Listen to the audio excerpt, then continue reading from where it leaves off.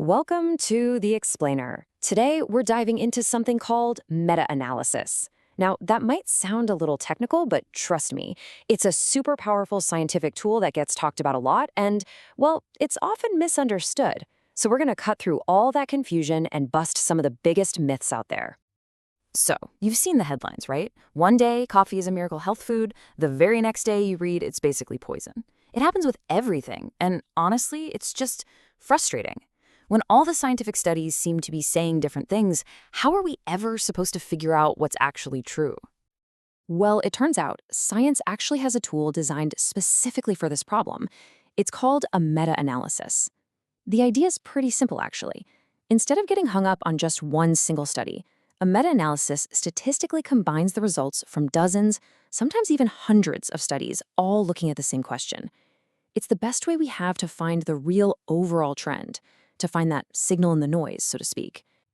And believe me, this method has become huge. Its use has absolutely exploded. I mean, just look at one psychology database. The number of these studies jumped by more than 15 times over a couple of decades. It's pretty much become the gold standard for summarizing all the evidence in a field. All right, so let's get into it. Let's take a closer look at this scientific super synthesizer and figure out what makes it so darn essential.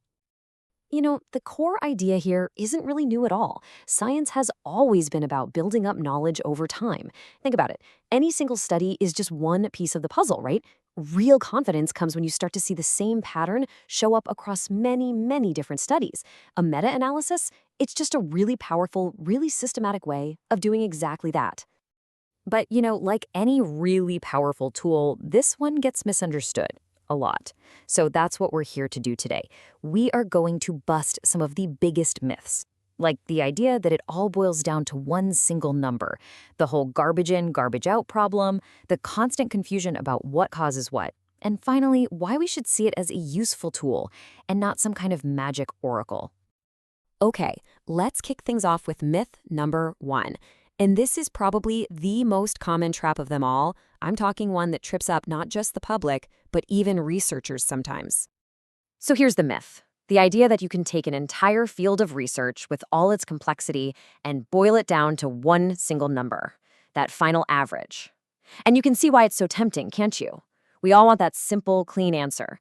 Does this therapy work? Is this food good for me? Just give me the number. And look, there's a kernel of truth here. That average number is a useful starting point. It's like the headline. But, and this is a huge but, if you only focus on that average, you are missing the real story.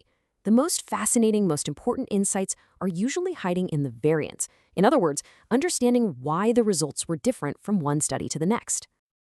Early on, critics were really worried about this. They'd say, you're just mixing apples and oranges. But as one of the pioneers, Gene Glass, brilliantly pointed out, yeah, that's kind of the whole point if your goal is to understand fruit. That variation between studies isn't a problem to be ignored. It's an opportunity. It lets us ask deeper questions like, hey, does this treatment work better for this group versus that group? Those differences, that's where the real learning happens. So, the takeaway here is that a good meta-analysis never, ever just stops at the average. It has to report the variance too. And more than that, it has to dig in and investigate why those results are different. A truly great meta-analysis isn't just a summary. It's more like a detective story, piecing together the clues to explain that variation. Okay, so that brings us right to our next big myth. And this is a critique that's pretty much as old as meta-analysis itself. What do you do about the quality of the studies you're putting in? It's the classic garbage in, garbage out argument. And this quote from Hans Eisenach just nails it. The fear is that if you're just lumping together a bunch of good studies with a bunch of bad ones, you're only going to get a flawed conclusion. It doesn't matter how fancy your statistics are. So, can it really make lemonade from lemons? Well, yes and no. By combining a ton of small studies, a meta-analysis can definitely reveal a trend that none of those tiny studies could ever show on its own. But it's not magic. It can't fix a study that was fundamentally flawed from the get-go. If you combine a bunch of biased data, all you're going to get is a very precise, but still very biased result.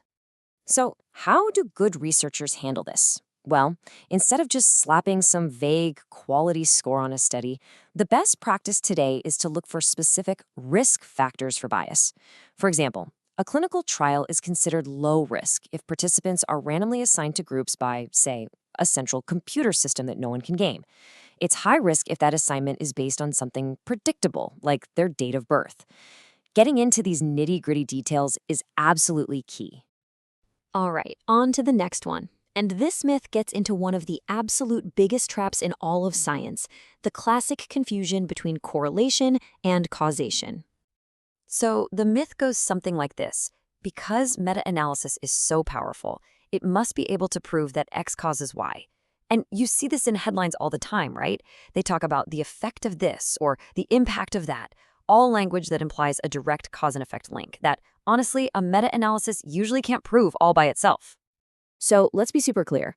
What a meta-analysis is fantastic at is showing a consistent association or a relationship between two things across tons of different studies and settings.